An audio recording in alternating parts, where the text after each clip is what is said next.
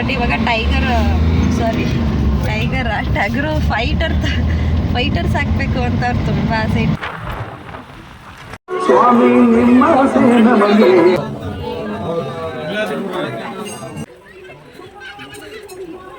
Hi ಎಲ್ಲರಿಗೂ ನಮಸ್ತೆ, welcome back to our Ravinayana YouTube channel. ಪ್ರತಿ ವರ್ಷ ಸಂಕ್ರಾಂತಿ ಹಬ್ಬ ಆಗಿ ನೆಕ್ಸ್ಟ್ ಬರೋ ಹುಣ್ಣಿಮೆ ದಿನ ಬಿಳಿಕಲ್ ರಂಗಸ್ವಾಮಿ ಬೆಟ್ಟದಲ್ಲಿ ದೊಡ್ಡ ಜಾತ್ರೆ ನಡೆಯುತ್ತೆ. ಅದಿರೋದು ನಮ್ಮ ರಾಮನಗರದಲ್ಲಿ, ಕನಕಪುರದಿಂದ ಹತ್ರ, ಬೆಂಗಳೂರಿಂದ ಸುಮಾರು 65 ಕಿಲೋಮೀಟರ್ ದೂರದಲ್ಲಿದೆ. ಬೆಟ್ಟಕ್ಕೆ ಹತ್ಕೊಂಡು ಹೋಗೋರು ಹೋಗ್ತಾರೆ ಕಾಲ್ನಡಿಗೆಯಲ್ಲಿ, ಅಂದರೆ ಮರಳವಾಡಿಯಿಂದ ಕೋಣಾಲದೊಡ್ಡಿ ಮೇಲೆ ಹೋದರೆ ಬರೀ 3 ಕಿಲೋಮೀಟರು. ಅದೇ ನಾವು ರೋಡಲ್ಲಿ ಹೋಗ್ತೀವಿ ಅಂತಂದರೆ 32 ಕಿಲೋಮೀಟರ್ ಹೋಗಬೇಕು. ಬಟ್ ಇದು ಕೂಡ ಬೈಕು ಗಾಡಿಗಳು ಹತ್ಸೋದು ಕಷ್ಟನೇ, ಬಟ್ ತುಂಬ ಚೆನ್ನಾಗಿರುತ್ತೆ. ಆ್ಯಂಡ್ ಹೋಗ್ತಾ ದಾರಿಯಲ್ಲಿ ಮಜ್ಜಿಗೆ ಪಾನಕ ಎಲ್ಲ ಹಂಚ್ತಾ ಇರ್ತಾರೆ. ನಾವು ಒಂದು ಕಡೆ ಮಜ್ಜಿಗೆ ಕುಡ್ಕೊಂಡು ಅಲ್ಲಿಂದ ಹೊರಟ್ವಿ. ಈ ಬೆಟ್ಟ ಬನ್ನೇರುಘಟ್ಟ ರಾಷ್ಟ್ರೀಯ ಉದ್ಯಾನವನಕ್ಕೆ ಸೇರಿದೆ, ಅಂದರೆ ಕೋಡಿಹಳ್ಳಿ ವನ್ಯಜೀವಿ ಇದಕ್ಕೆ ಸೇರಿದೆ. ಅದರಿಂದ ಇಲ್ಲಿಗೆ ಡೈಲಿ ಎಲ್ಲರೂ ಹೋಗೋಕ್ಕಾಗೋದಿಲ್ಲ, ಪರ್ಮಿಷನ್ ಇದ್ದರೆ ಮಾತ್ರನೇ ಹೋಗೋಕ್ಕಾಗೋದು. ವರ್ಷ ಮಾತ್ರ ಜಾತ್ರೆ ಟೈಮಲ್ಲಿ ಎಲ್ಲರೂ ಜನ ಸೇರಿಕೊಂಡು ದೊಡ್ಡದಾಗಿ ಹಬ್ಬ ಮತ್ತು ಜಾತ್ರೆ ಮಾಡ್ತಾರೆ. ತೇರು ಎಳೆಯೋದು ಅದೆಲ್ಲ ಉತ್ಸವ ನಡೆಯುತ್ತೆ. ಬಟ್ ಈ ಸಲ ಆನೆಗಳು ಮರಿ ಹಾಕ್ಕೊಂಡಿದೆ ಅಂತ ಹೇಳಿ ಬಿಡೋದಿಲ್ಲ ಅಂತ ಫಾರೆಸ್ಟ್ ಅವರು ಹೇಳಿದರು. ಆದ್ರೂ ಒಂದು ಮೀಟಿಂಗ್ ಎಲ್ಲ ಮಾಡಿ, ಇಲ್ಲ ನಾವು ಇದು ತುಂಬ ವರ್ಷಗಳಿಂದ ನಡ್ಸ್ಕೊಂಬಂತಾ ಇರೋ ಅಂಥ ಕಾರ್ಯ, ಇದನ್ನು ಕೈ ಬಿಡೋಕ್ಕಾಗೋದಿಲ್ಲ ಅಂತ ಹೇಳಿ ಒಪ್ಪಿಸಿ ಎಲ್ಲರೂ ರಿಕ್ವೆಸ್ಟ್ ಮಾಡಿಕೊಂಡು ಪ್ರತಿ ವರ್ಷದಂತೆ ಜಾತ್ರೆ ನಡೀತು. ನಾವು ಅಂದ್ಕೊಂಡಿದ್ವಿ ಆನೆ ಹಂಗೆ ಹಿಂಗೆ ಅಂತ ಹೇಳಿದ್ದಕ್ಕೆ ನನ್ನ ತಲೆಯಲ್ಲಿ ಏನೇನೋ ಇತ್ತು, ಆದರೆ ಆ ಥರ ಏನೂ ಇರಲಿಲ್ಲ. ಪ್ರತಿ ವರ್ಷ ಯಾವ ರೀತಿ ಜನ ಜಂಗುಳಿ ತುಂಬಿ ತುಳುಕ್ತಿತ್ತೋ ಅದೇ ರೀತಿ ಇತ್ತು. ಆ್ಯಂಡ್ ಇನ್ನೂ ಹೇಳಬೇಕಂದ್ರೆ ಈ ವರ್ಷ ಅಂತೂ ತುಂಬ ಜನ ಇತ್ತು. ಇದು ಸುಂಡಘಟ್ಟ ಅಂತ ಊರು, ಅಂದರೆ ಬೆಟ್ಟದ ತಪ್ಪಲಲ್ಲಿ ಇರುವಂಥ ಊರು ಇದು. ಇಲ್ಲಿಂದನೂ ಕೆಲವರು ನಡ್ಕೊಂಡು ಹೋಗ್ತಾರೆ, ಅಂದರೆ ಆ ಕಾಡ್ದಾರಿ ಬೆಟ್ಟದಲ್ಲಿ ಟ್ರೆಕ್ಕಿಂಗ್ ಎಲ್ಲ ಹೋಗಿದಾಗ ನಾನು ಲಾಸ್ಟ್ ವಿಡಿಯೋದಲ್ಲೆಲ್ಲ ನೋಡಿರ್ತೀರ. ಸೊ ಆ ರೀತಿ ಹತ್ತಕ್ಕೆ ಇಷ್ಟ ಇಲ್ಲದೆ ಇರೋರು ಈ ರೋಡಲ್ಲೇ ಗಾಡೀಲಿ ಹೋಗೋ ಬದಲು ನಡ್ಕೊಂಡು ಹೋಗಿ ಹರಕೆ ತೀರಿಸ್ಬೋದು ಅಂತ ಕೆಲವರು ನಡ್ಕೊಂಡು ಹೋಗ್ತಾರೆ, ಗಾಡಿಗಳಲ್ಲೂ ಹೋಗ್ಬೋದು. ಒಟ್ಟಿನಲ್ಲಿ ಈ ದಾರಿಲಿ ಹೋದಾಗ ಮಾತ್ರ ಪೌಡ್ರ್ ಹಾಕ್ಕೊಳ್ಳೋದಂತೂ ಖಚಿತ, ಯಾಕಂದರೆ ಅಷ್ಟು ಮಣ್ಣು ಧೂಳು ತುಂಬಾ ಇರುತ್ತೆ. ನಿಜ ಅದೊಂಥರ ಎಕ್ಸ್ಪೀರಿಯನ್ಸ್ ಕೂಡ. ಇಲ್ಲಿ ಚೆಕ್ ಪೋಸ್ಟ್ ಇರುತ್ತೆ, ಅಂದರೆ ಚೆಕ್ ಪೋಸ್ಟ್ ಅಂದರೆ ಎಲ್ಲರಿಗೂ ಗೊತ್ತಿರುತ್ತೆ. ಒಂದು ಅರಣ್ಯದಿಂದ ಯಾರಾದರೂ ಬಿದ್ದರು, ಅದು ಇದು ಏನಾದರೂ ಮುರ್ಕೊಂಡು ಅಥವಾ ಜಿಂಕೆ ಮಾಂಸ ಚರ್ಮ ಈ ರೀತಿ ಎಲ್ಲ ಸಾಗಿಸ್ತಾರಲ್ಲ, ಅದೆಲ್ಲ ತಡೆಯೋದಕ್ಕೆ ಒಂದು ಚೆಕ್ ಪೋಸ್ಟ್ ನಿರ್ಮಾಣ ಮಾಡಿರ್ತಾರೆ, ಚೆಕ್ ಮಾಡ್ತಾರೆ. ನಾವೇನಾದರೂ ಈ ಕಾಡೊಳಗಡೆ ಹೋಗಬೇಕು ಅಂತ ಅಂದರೆ ನನ್ನ ಪ್ರಕಾರ ಪ್ಲಾಸ್ಟಿಕ್ ತೊಗೊಂಡು ಹೋಗೋದು ತಪ್ಪು ಅಂತ ಅನಿಸುತ್ತೆ. ನಾವಂತೂ ಅವಾಯ್ಡ್ ಮಾಡ್ತೀವಿ, ಯಾಕಂದರೆ ನಾವು ಅಲ್ಲಿ ಏನಾದರೂ ಬಿಟ್ಟರೆ ಕಾಡನ್ನ ಪ್ರಾಣಿ ತಿಂದು ಅದಕ್ಕೆ ತೊಂದರೆ ಆಗುತ್ತೆ ಅಂತ ಅಷ್ಟೇನೆ. ಆ್ಯಂಡ್ ಹೋಗೋ ದಾರಿ ಇದೆಯಲ್ಲ ಫುಲ್ಲು ಅಪ್ ಆ್ಯಂಡ್ ಡೌನು, ರೋಡಂತೂ ಸರಿ ಇಲ್ಲ, ಮಣ್ಣು ರೋಡ್ ಈ ರೀತಿ. ಇವನು ಯಾರೋ ಎಕ್ಸೆಲ್ ಬೇರೆ 3 ಜನ ಕೂತ್ಕೊಂಡು ಹತ್ತಿಸ್ತಾ ಇದ್ರೆ ಅದೊಳ್ಳೆ ಕಾಮಿಡಿ ಇತ್ತು. ತುಂಬಾ ಗಾಳಿ ಧೂಳು ಜಾಸ್ತಿ ಇದೆ. ಸೊ ಬರೋರು ಹೆಲ್ಮೆಟು, ಗಾಗಲ್ಸು, ಏನೇನು ಬೇಕೋ ಸೇಫ್ಟಿ ಪ್ರಿಕಾಷನ್ಸ್ ಎಲ್ಲ ತೊಗೊಂಬರ್ಬೋದು. ಬಟ್ ಈ ಸಲ ಎಷ್ಟು ಟ್ರಾಫಿಕ್ ಜಾಮ್ ಇತ್ತು ಅಂದರೆ ಗಾಡಿ ಹೋಗೋಕ್ಕೆ ಆಗ್ತಾ ಇರಲಿಲ್ಲ. ಅಂತೂ ಇಂತೂ 1 ಅವರ್ ಕಾಯ್ದು ಆ ಟ್ರಾಫಿಕ್ಕಿಂದ ಬಿಡಿಸ್ಕೊಂಡು ಜಾತ್ರೆಗೆ ಎಂಟ್ರಿ ಆದ್ವಿ. ಈ ಜಾತ್ರೆಗೆ ಮರಳವಾಡಿ, ಹಾರೋಹಳ್ಳಿ, ಕನಕಪುರ ಸುತ್ತಮುತ್ತಲಿನ ಎಲ್ಲ ಜನಗಳು ಬರ್ತಾರೆ. ಪ್ರಮುಖವಾಗಿ ಕೋಣಾಲದೊಡ್ಡಿ ಮತ್ತು ಸುಂಡಘಟ್ಟದವರು ಇದನ್ನು ಗ್ರ್ಯಾಂಡಾಗಿ ಜಾತ್ರೆ ಮಾಡ್ತಾರೆ. ಎಲ್ಲ ಕಾಲೇಜ್ ಸ್ಟೂಡೆಂಟ್ಸ್ಗಳು, ಕಪಲ್ಸು, ಬೆಂಗಳೂರಿಂದ ಟ್ರೆಕ್ಕಿಂಗ್ ಬರೋರು, ಬೈಕ್ ರೈಡರ್ಸು, ಪ್ರತಿಯೊಂದು ಜನಗಳು ಬರ್ತಾರೆ ಇಲ್ಲಿಗೆ. ಇಲ್ಲೂ ಕೂಡ ಬೆಟ್ಟದ ಮೇಲೆ ಬೆಟ್ಟ ತುಂಬ ಅಂಗಡಿಗಳೆಲ್ಲ ಹಾಕೊಂಡಿದ್ರು, ಪುರಿ ಅಂಗಡಿಗಳು ಎಕ್ಸೆಟ್ರಾ ಎಲ್ಲ ಶಾಪಿಂಗ್ ಅಂಗಡಿಗಳು ತುಂಬಾ ಇದ್ವು. ನಾವು ಇದನ್ನೆಲ್ಲ ನೋಡಿಕೊಂಡು ಫಸ್ಟು ದೇವಸ್ಥಾನ ದರ್ಶನ ಮಾಡ್ಕೊಳ್ಳೋಣ ಅಂತ ಹೇಳಿ ದೇವಸ್ಥಾನ ಹತ್ರ ಹೋದ್ವಿ. ಅಲ್ಲಿ ತೇರು ರೆಡಿ ಆಗಿತ್ತು, ಬಟ್ ಅದು 1 ಗಂಟೆ ಮೇಲೆ ತೇರು ಎಳೆಯೋದವರು, ಅಂದರೆ ಚೆನ್ನಾಗೆಲ್ಲ ಬೆಳಿಗ್ಗೆನೇ ಬಂದಿರ್ತಾರಲ್ವ, ಬೆಟ್ಟ ಹತ್ಕೊಂಡು ಸುಸ್ತಾಗಿರ್ತಾರೆ, ಊಟ ಎಲ್ಲ ಮಾಡಿಕೊಂಡು ಆಮೇಲೆ ನಿಧಾನಕ್ಕೆ ತೇರು ಎಳಿತಾರೆ. ದೇವಸ್ಥಾನ ಈ ರೀತಿ ಇದೆ ಒಳಗಡೆ. ತುಂಬ ಚಿಕ್ಕ ದೇವಸ್ಥಾನ, ಬಟ್ ತುಂಬ ಚೆನ್ನಾಗಿ ಕಟ್ಸಿದ್ದಾರೆ. ಫಸ್ಟ್ ಹಳೆ ದೇವಸ್ಥಾನ ಐತಂತೆ, ಈ ರಿನೋವೇಷನ್ ಮಾಡಿ ತುಂಬ ಚೆನ್ನಾಗಿ ಮಾಡಿದ್ದಾರೆ.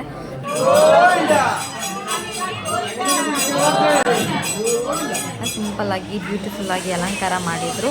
ಗರ್ಭಗುಡಿಲಿ ಒಂದು ಸುಂದರವಾದ ವೆಂಕಟೇಶ್ವರ ಸ್ವಾಮಿ ಮೂರ್ತಿ ಇದೆ. ಬಟ್ ಇಲ್ಲಿ ನಾವು ರಂಗಸ್ವಾಮಿ, ರಂಗನ ಬೆಟ್ಟ ಅಂತ ಕರಿತೀವಿ. ದರ್ಶನ ಮಾಡ್ಕೊಂಡು ಬಂದವ್ರಿಗೆ ಒಂದು ಲಾಡು ಕೊಟ್ಟರು. ಆ್ಯಂಡ್ ಹೊರಗಡೆ ಮೆರವಣಿಗೆ ದೇವ್ರುಗಳಿಟ್ಟಿದ್ರು. ಆ್ಯಸ್ ಯೂಶುವಲ್ ನಮ್ಮ ದೇವರಳಮ್ಮ ತಾಯಿ ಇದು. ಪಕ್ಕದಲ್ಲಿರೋದು ರಂಗಪ್ಪ, ಅದನ್ನು ಚಿಕ್ಕಮಳವಾಡಿಯಿಂದ ಹಿಂದಿನ ದಿನನೇ ತಂದಿರ್ತಾರೆ. ಇದು ದೇವಸ್ಥಾನದ ಔಟ್ಲುಕ್ಕು. ಇಲ್ಲಿಂದನೂ ವ್ಯೂ ಪಾಯಿಂಟ್ ಇದೆ, ಆದರೆ ಬೆಟ್ಟದ ಮೇಲೆ ವ್ಯೂ ಪಾಯಿಂಟ್ ಇರೋದೇ ಬೇರೆ ಕಡೆ ಪಕ್ಕದಲ್ಲಿ. ಇಲ್ಲಿ ಏನು ಫೆನ್ಸ್ ಕೂಡ ಹಾಕಿಲ್ಲ, ಅದರಿಂದ ಇಲ್ಲಿಂದ ಆನೆಗಳು ಬಂದು ದೇವಸ್ಥಾನ ಹತ್ರ ಎಲ್ಲ ಇರುತ್ತವೆ. ಅದನ್ನು ನಮ್ಮ ಹುಡುಗರೆಲ್ಲ ನೋಡಿದ್ದಾರೆ. ಈಗ ನಾವು ದೇವಸ್ಥಾನದ ಪಕ್ಕನೇ ಇರೋ ವ್ಯೂ ಪಾಯಿಂಟ್ ನೋಡೋಕೆ ಹೋಗ್ತಾ ಇದ್ದೀವಿ. ಸೊ ಇದೇನು ಜಾಸ್ತಿ ಏನು ಹತ್ತೋ ಏನಿದಿಲ್ಲ, 2 ಬಂಡೆ ಮಧ್ಯೆ ಹೋದ್ರೆ ಅಲ್ಲಿ ವ್ಯೂ ಪಾಯಿಂಟ್ ಇದೆ. ವರ್ಷ ನಮಗೆ ಪೊಲೀಸರು ಎಲ್ಲ ನೋಡೋಕ್ಕೆ ಬಿಡ್ತಾ ಇರಲಿಲ್ಲ, ಬಟ್ ಈ ಸಲ ಬಿಟ್ಟಿದ್ರು. ಅಂದರೆ ಏನಿಲ್ಲ, ಅಲ್ಲಿ ಹೋಗಿ ಜಾಸ್ತಿ ಹೊತ್ತು ಏನು ಇರಬಾರ್ದು, ಒಂದು ಸ್ವಲ್ಪ ಹೊತ್ತು ನೋಡಿಕೊಂಡು ವಾಪಸ್ ಬರಬೇಕಾಗಿತ್ತು. ಸೊ ನಾವು ಈ 2 ಬಂಡೆ ಮಧ್ಯ ಹೋಗಿ ನೋಡಿದ್ವಿ. ತುಂಬಾ ಚೆನ್ನಾಗಿತ್ತು. ಯಾರಿಗೇ ಆಗಲಿ, ಏನೇ ಕಷ್ಟ ಇರಲಿ, ನೋವಿರಲಿ, ನಿಜ ಈ ರೀತಿ ಏನಾದರೂ ಫಾರೆಸ್ಟ್ ಆಗಿರ್ಬೋದು, ನದಿ ಆಗಿರ್ಬೋದು, ಬೆಟ್ಟ ಈ ಥರದ ಒಳಗಡೆ ಹೋದಾಗ ಆ ಪರಿಸರ, ಆ ಸೌಂದರ್ಯ ನೋಡಿದಾಗ ನಿಜವಾಗ್ಲೂ ಎಲ್ಲ ಮರ್ತೋಗುತ್ತೆ. ಇದನ್ನೇ ನೋಡ್ಕೊಂಡಿರೋಣ ಅನ್ನೋ ಅಷ್ಟು ಖುಷಿ ಆಗುತ್ತೆ, ಒಂಥರ ಮನಸ್ಸಿಗೆ ಉಲ್ಲಾಸ ತರುತ್ತೆ. ಅದರಿಂದ ಆದಷ್ಟು ನಾವು ಪರಿಸರದ ಒಳಗಡೆ ಹೋಗಬೇಕು. ಸುಮಾರು 3780 ಅಡಿ ಮೇಲೆಯಿಂದ ನೋಡಿದ್ರೆ ಎಷ್ಟು ವ್ಯೂ ಕಾಣ್ಬೋದು. ತುಂಬ ದೂರದ ಗಂಟ ಕಾಣುತ್ತೆ. ಎಷ್ಟು ಸುಂದರವಾದ ವ್ಯೂ ಪಾಯಿಂಟ್ ಅಂದರೆ ನಿಜಕ್ಕೂ ಖುಷಿ ಆಗುತ್ತೆ. ಈ ಬೆಟ್ಟದ ಮೇಲೆ ಒಂದು ಗುಹೆ ಇದೆ, ಅದನ್ನು ಕಲ್ಯಾಣಮ್ಮ ಅವ್ರ ಗುಹೆ ಅಂತ ಹೇಳ್ತಾರೆ. ಬನ್ನಿ ತೋರಿಸ್ತೀನಿ ಅದನ್ನ ಇವಾಗ. ಬಟ್ ಇದು ಸ್ವಲ್ಪ ಮನೆ ಥರ ಕಾಣಿಸುತ್ತೆ ಸ್ಟಾರ್ಟಿಂಗು, ಬಟ್ ಆ್ಯಕ್ಚುಲಿ ಅದು ಗುಹೆನೇ. ಅದನ್ನು ಸ್ವಲ್ಪ ಆಲ್ಟ್ರೇಟ್ ಮಾಡಿ ಮಾಡಿಫೈ ಮಾಡ್ಕೊಂಡಿರೋದು. ಯಾಕಂದರೆ ದೇವ್ರು ಎತ್ಕೊಂಡು ಬಂದವರು ಅವರೇ ರಾತ್ರಿ ಎಲ್ಲ ಅಲ್ಲೇ ಸ್ಟೇ ಮಾಡ್ತಾರೆ. ಅದರಿಂದ ಆನೆಗಳೆಲ್ಲ ಬರುತ್ತೆ ಅಂದ್ವಲ್ಲ, ಅದರಿಂದ ಸುರಕ್ಷಿತವಾಗಿ ಇರೋದಕ್ಕೆ ಈ ಗುಹೆನೇ ಇವಾಗ ಯೂಸ್ ಮಾಡ್ತಾರೆ. ಬಟ್ ಕಲ್ಯಾಣಮ್ಮ ಅವರು ಇವಾಗ ಇಲ್ಲ, ಅಂದರೆ ಅವ್ರು ಹೋಗಿ ತುಂಬ ವರ್ಷ ಆಗಿದೆ. ಅವರಿದ್ದಂಥ ಜಾಗ ಇದು. ಇದರಿಂದ ಒಂದು ಕಥೆನೇ ಇದೆ, ಏನು ಅಂತ ನಾನು ಹೇಳ್ತೀನಿ. ವಿಡಿಯೋ ಫುಲ್ ನೋಡಿ. ನನ್ನ ತಮ್ಮನೇಲಲ್ಲೂ ಹಾಕಿದೆ ಹುಲಿ ಅಂತ, ಅದೇನು ಅಂತ ನಿಮಗೆ ಗೊತ್ತಾಗುತ್ತೆ. ಇವತ್ತು ಇಲ್ಲಿ ಇಷ್ಟು ದೊಡ್ಡ ಜಾತ್ರೆ ಮಾಡ್ತಾರೆ ಅಂತ ಹೇಳಿದ್ರೆ ಅದಕ್ಕೆ ಕಾರಣನೇ ಕಲ್ಯಾಣಮ್ಮ ಅವರು. ಬಟ್ ಇವಾಗ ಅವರು ಇಲ್ಲ, ಅವ್ರ ಸಮಾಧಿ ಕೂಡ ಇಲ್ಲೇ ಪಕ್ಕದಲ್ಲಿದೆ. ಅದನ್ನು ನೆಕ್ಸ್ಟ್ ತೋರಿಸ್ತೀನಿ. ಅಂದರೆ ಅವ್ರು ಹೋಗಿ ಇವಾಗ ಎಷ್ಟು ವರ್ಷ ಆಯಿತು? 30 ವರ್ಷದ ಮೇಲೆ. ಅಂದರೆ ಅವರೇ ಫಸ್ಟ್ ಇಲ್ಲಿ ಪೂಜೆ ಮಾಡ್ತಾ ಇದ್ದಿದ್ದಾ? ಹಾಂ ಹಾಂ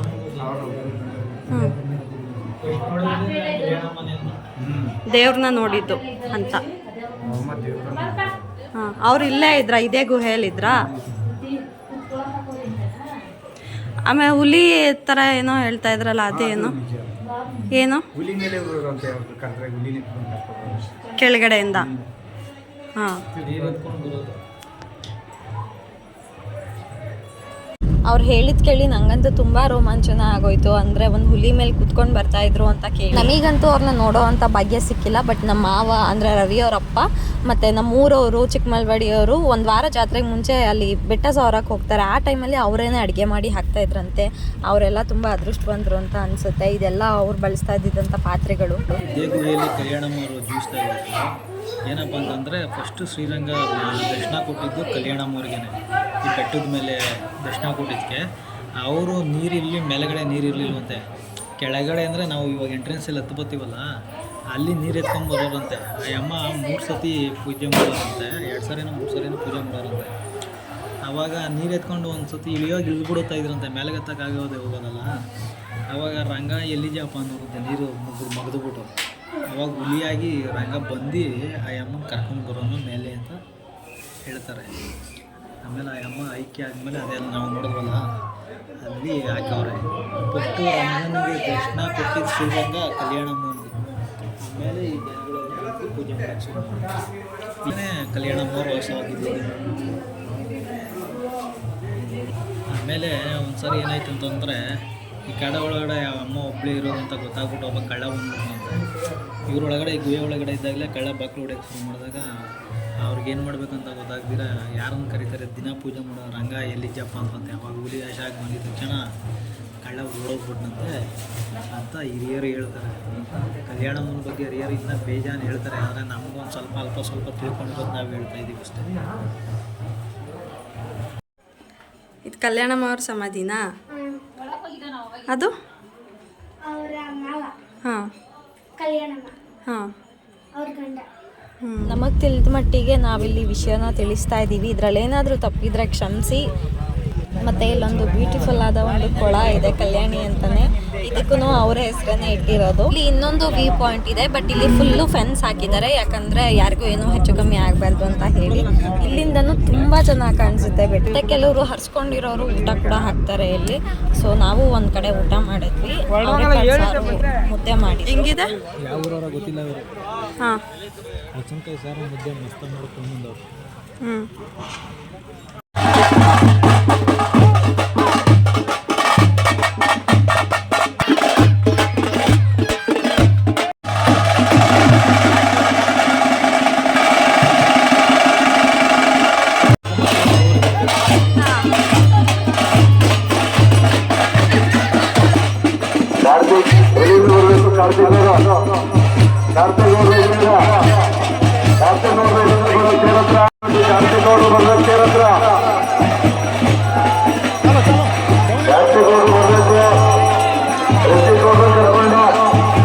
ದೇವ್ರ ಮೆರವಣಿಗೆ ಮತ್ತು ತೇರು ಇಳಿದ್ಮೇಲೆ ಬೆಟ್ಟದಿಂದ ಕೆಳಗಡೆ ಬಂದ್ವಿ. ಕಣ್ಣಲ್ಲೆಲ್ಲ ಎಷ್ಟು ಧೂಳು ಕೂತೈತೆ, ಯಪ್ಪ ಯಪ್ಪ, ತಲೆ ಮೇಲೆ ಎಲ್ಲ ಹೆಂಗಾಗವೆ.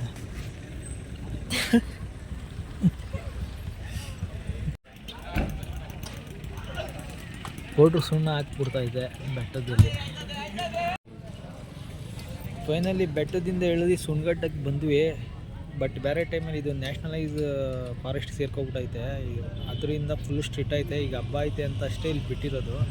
ಬೇರೆ ಟೈಮಲ್ಲಿ ಯಾವುದೇ ಕಾರಣಕ್ಕೂ ಬಿಡೋದಿಲ್ಲ. ಏನೇ ಇದ್ರೂ ಪರ್ಮಿಷನ್ ಏನಾದ್ರು ಇದ್ದರೆ ಮಾತ್ರ ಬಿಡ್ತಾರೆ, ಬೇರೆ ಟೈಮಲ್ಲಂತೂ ಬಿಡೋದಿಲ್ಲ ಯಾರಿಗೂ. ಬಟ್ ಏನಪ್ಪ ಅಂದರೆ ಫುಲ್ ಪ್ರಿಪೇರ್ ಆಗಿ ಬರಬೇಕು. ಬೆಟ್ಟಕ್ಕೆ ಬರ್ಬೇಕಂದ್ರೆ ಹೆಲ್ಮೆಟು, ಗಾಗಲ್ಲು ಎಲ್ಲ ಹಾಕೋಬೇಕು. ಇಲ್ಲಾಂದರೆ ಪೌಡ್ರ್ ಹಾಕ್ಬಿಡ್ತಾರೆ, ಒಳ್ಳೆ ಪೌಡ್ರ್ ಥರ ಹಾಕ್ಬಿಟ್ಟಿರ್ತೈತೆ. ಯಾರು ನೋಡಿದ್ರು ಕೆಂಪುಗಾಗ್ಬಿಟ್ಟಿರ್ತಾರೆ, ಅಷ್ಟು ಥರ ಧೂಳು ಬಿಟ್ಕೊಂಡಿರ್ತೈತೆ ಅಷ್ಟೇ. ಕೆಂಪುಗಾಗ್ಬಿಟ್ಟವ್ರೆ, ವಯಸ್ಸಾಗೋ ಮುದ್ದ ಥರ ಆಗ್ಬಿಟ್ಟಿದ್ದೀವಿ, ಆ ಥರ ಧೂಳು. ಜನ ಈ ವರ್ಷ ಸಿಕ್ಕಾಪಟ್ಟೆ ಜಾಸ್ತಿ ಅನಿಸ್ತೈತೆ ನನಗಂತೂ. ಏನು full jam jam jam Odela. ಆದಷ್ಟು ಟ್ರೈ ಮಾಡಿದ್ವಿ ತೋರಿಸೋದಕ್ಕೆ. ಈ ವಿಡಿಯೋ ಇಷ್ಟ ಆದರೆ ನಮ್ಮ ಚಾನಲ್ ಸಬ್ಸ್ಕ್ರೈಬ್ ಮಾಡಿ, ಲೈಕ್ ಮಾಡಿ, ಶೇರ್ ಮಾಡಿ, ಕಮೆಂಟ್ ಮಾಡಿ. ಥ್ಯಾಂಕ್ ಯು, ಧನ್ಯವಾದಗಳು. ಅಲ್ಲಿಗೆ ವ್ಲಾಗ್ ಮುಗೀತು ಅಂತ ಅಂದ್ಕೊಂಡ್ರೆ ಮುಗೀಲಿಲ್ಲ. ಮನೆಗೆ ಬರ್ತಾ ಇದ್ದಂಗೆನೆ ಒಂದು ಕಾಲ್ ಬಂತು. ಏನಪ್ಪ ಅಂದರೆ ಒಂದು ಫೈಟ್ರು ಮರಿ ಸಾಕ್ಬೇಕಂತ ಇದ್ದೀವಿ. ಫೈಟ್ರು ಟಗರು ಮರಿ ಬಿಡೋ, ಅದಕ್ಕೆ ನನ್ನ ಫ್ರೆಂಡ್ ರಘು ಅಂತ ಅವ್ರ ಕೈಯಿಂದ ಚಿತ್ರದುರ್ಗದಿಂದ ತರಿಸಿದ್ದೀನಿ. ಅವರು ನೈಸ್ ರೋಡ್ ಬಿಟ್ಟು ಬರ್ತಾ ಇದ್ದಾರಂತೆ, ಅದಕ್ಕೆ ನೀನು ಬಂದ್ಬಿಡಿ ಅಂತ ಹೇಳಿದ್ರು. ಈಗ ಆರೋಹಳ್ಳಿಗೆ ಹೋಗ್ತಾ ಇದ್ದೀನಿ. ಆರೋಹಳ್ಳಿದಿಂದ ಅವೆರಡನ್ನ ಎತ್ತಾಕ್ಬಿಟ್ರೆ ನನ್ನ ಕರ್ರೊಳಗಡೆ ಬಂದರೆ. ಏನಪ್ಪ ಅಂದರೆ ರವಿಗೆ ಕುರಿ ಮರಿ ಸಾಕಬೇಕು ಅಂತ ತುಂಬಾ ಇಷ್ಟ. ಟಗರು ಫಸ್ಟು ಸಾಕಿದ್ವಿ, ಬಟ್ ಕಾರಣಾಂತರದಿಂದ ಮಾರ್ಬಿಟ್ಟಿದ್ವಿ. ಬಟ್ ಇವಾಗ ಟಗರು ಫೈಟರ್ ಸಾಕಬೇಕು ಅಂತ ಅವ್ರು ತುಂಬ ಆಸೆ ಇಟ್ಕೊಂಡಿದ್ರು. ಅದರಿಂದ ನಮ್ಮ ಕಿರಣ್ ಆಫೀಸಲ್ಲಿ ರಘು ಅಂತ ಇದ್ದಾರೆ, ಅವ್ರಿಗೆ ಹೇಳಿದರು ತಂದ್ಕೊಡಿ ಅಂತ. ಅವ್ರು ಚಿತ್ರದುರ್ಗಕ್ಕೆ, ವಿಜಯನಗರ ಸೈಡೆಲ್ಲ ಹುಳ ಕೊಡೋಕೆ ಹೋಗ್ತಾರಲ್ಲ, ಸೊ ಅಲ್ಲೆಲ್ಲ ಚೆನ್ನಾಗಿರುತ್ತೆ ಅಂತ ತರ್ತಾ ಇದ್ದಾರೆ. ಫುಲ್ಲು ಖುಷಿ ರವಿಗಂತೂ. ಅದಕ್ಕೇ ತಗೋಬರಕ್ಕೆ ಹೋಗ್ತಾ ಇದ್ದೀವಿ, ಅವರನ್ನೇ ಪಿಕಪ್ ಮಾಡಕ್ಕೆ ಹೋಗ್ತಾ ಇದ್ದೀವಿ. ಸೂಪರ್ ಆಗಿದೆ. ಏ ಬಾಮ ಅವಕ್ಕೆ ಬಿಚ್ಚಬೇಕು ಬೇಗ ಪಾಪ. ಇವು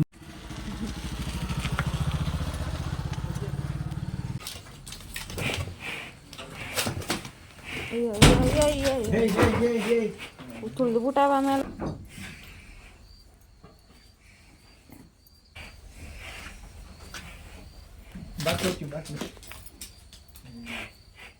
ಕೋತಿ ನೋಡಿ ಹೆಂಗೆ ನೋಡ್ತೈತೆ ಅಂತ, ಏನದು ತಂದಿದ್ದು ಅಂತ.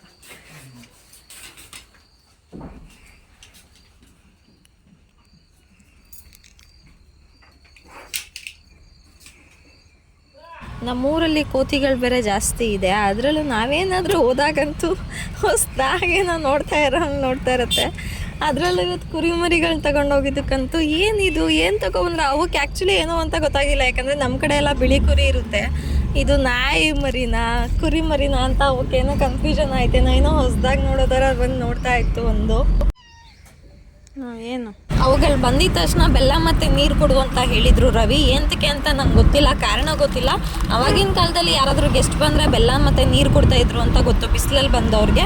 ಇದು ತುಂಬ ಹೊತ್ತಿಂದ ನೀರು ಕುಡ್ದಿರ್ಲಿಲ್ವಲ್ಲ, ಅದಕ್ಕೆ ಅನಿಸುತ್ತೆ. ಬಂದಿದ ತಕ್ಷಣ ಒಂದು ಸ್ವಲ್ಪ ಹುಲ್ಲು ಎಲ್ಲ ಆಮೇಲೆ ಮೇಯಕ್ಕೆ ಸ್ಟಾರ್ಟ್ ಆಯಿತು. ಈ ವಿಡಿಯೋ ಇಷ್ಟ ಆದರೆ ಲೈಕ್ ಮಾಡಿ, ಶೇರ್ ಮಾಡಿ, ಕಮೆಂಟ್ ಮಾಡಿ. ದಯವಿಟ್ಟು ನಮ್ಮ ಚಾನಲ್ ಸಬ್ಸ್ಕ್ರೈಬ್ ಮಾಡಿ. ಥ್ಯಾಂಕ್ ಯು, ಧನ್ಯವಾದಗಳು.